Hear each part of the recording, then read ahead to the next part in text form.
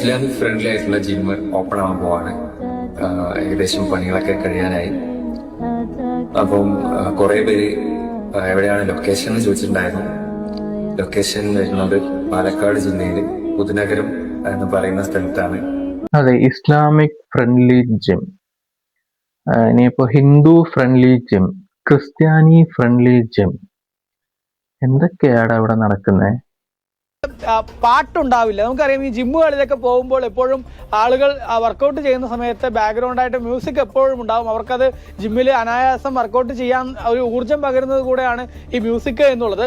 പക്ഷേ ഈ ജിമ്മിൽ മ്യൂസിക് ഉണ്ടാവില്ല, പാട്ടുണ്ടാവില്ല എന്നുള്ളതാണ് പറയുന്നത്. അതുപോലെ തന്നെ ഔറത്തുകളൊക്കെ മറച്ചിരിക്കണം, അതായത് ശരീരഭാഗങ്ങളൊക്കെ മറച്ചിരിക്കണം, കൃത്യമായിട്ട് മറച്ചിരിക്കണം എന്നുള്ളതാണ്. അതെ അതെ, പാട്ട് ഉണ്ടാവില്ല.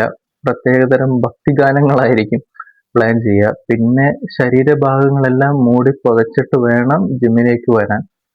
പക്ഷെ ഈ ജിമ്മിലുള്ള എക്യുപ്മെന്റ്സ് ഒക്കെ എങ്ങനെയായിരിക്കും? സുന്നത്ത് ചെയ്തിട്ടുണ്ടാവുമോ? ഉണ്ടാവും അല്ലേ?